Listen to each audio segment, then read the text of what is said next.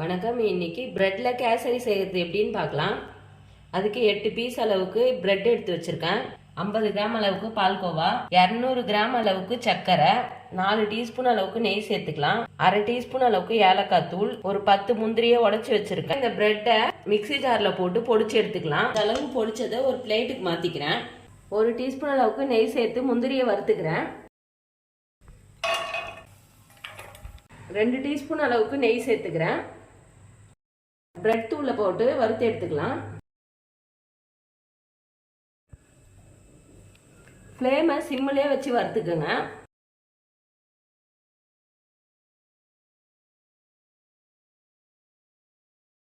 பிரெட்டை 10 நிமிஷம் நல்லா வறுத்தாச்சு. இதை ஒரு பிளேட்டுக்கு மாத்திக்கலாம்.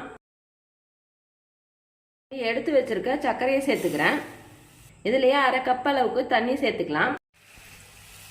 இது நல்லா கொதி வரும்போது ஏலக்காய் தூள் சேர்த்துக்கலாம். இப்ப சர்க்கரை நல்லா இந்த அளவுக்கு கரைஞ்ச பிறகு வறுத்து வச்சிருக்க பிரெட் தூளை சேர்த்துக்கலாம்.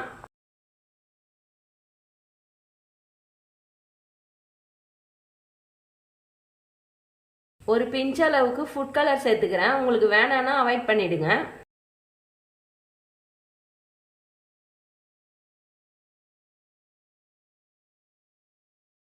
இப்போ எடுத்து வச்சிருக்க பால்கோவா சேர்த்துக்கலாம்.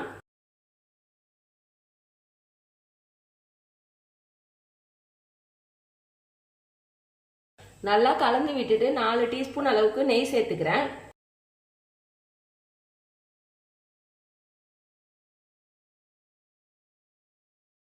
வறுத்து வச்சிருக்க முந்திரி சேர்த்துக்கிறேன்.